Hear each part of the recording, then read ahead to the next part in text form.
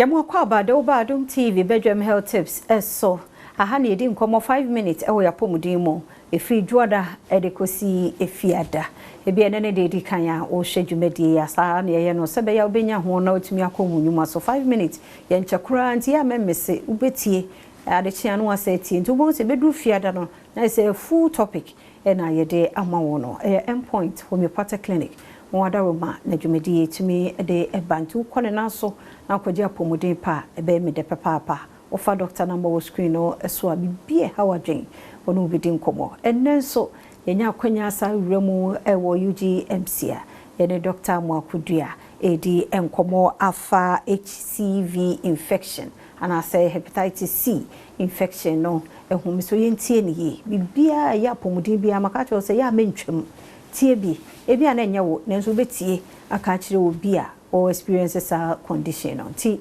enyi free 5 minutes be wi esisi a dog na nsia mu akwaba yo me das na wotwi mo se kasafa HCV infection okay eno ye condition be ya ti hepatitis C a virus say you can't germs here. Germs in your bacteria infection, your fungi infection, your parasite, and your virus. But hepatitis C, a virus or could be a say about when you pedria more or more a cause or more cause inflammation of the liver.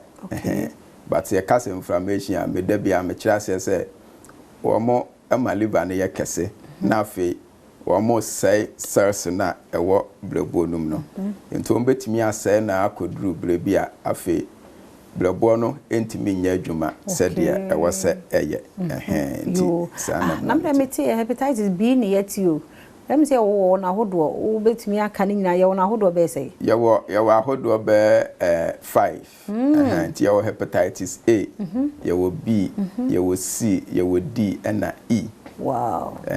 But the attorney say A and E no, no cause acute infection. Okay. Because acute infection, and one beba woman, but within 3 to 6 months, no. Okay. Obody no bet me a fight to a monafi one every woman. Okay. Into a mono so when ya diana, brings and then no resolve and cause problem. Yeah.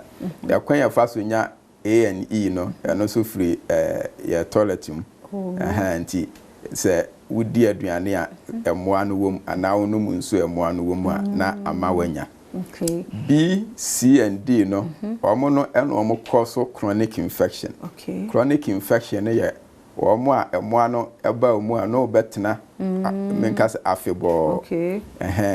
Enti B and C no na ya na yeta etepa bagana haya yeta ti pa dan C no ba C no so ebetimi ama brebo no asai na ebetimi ama kokuram so aba abeto brebo no ba kwan ya faso nya B and C no na D no ye mogam enti obi a wo bi no moja eba wo mu a eno na betimi ama wanya I see ti eno hu komo ne yebedi ne na wotwi ene ne yemfa si he okira Yankopon ya adoma ne ato aso enti Dr. Mwakudua na yete no enka no nti week yi mu hepatitis C enye B no ene C ba waka ne nyina se wona hodo num A B C D E ene wa kire se A ni E no eno no de fi num ne ade eno ultimate clear no wa system na de ultimate clear na B ni C no omo no mo ha twene ti ehu hia se ebedi sankomo no na bede won se wo bi ne nyina ebedi hu nkomo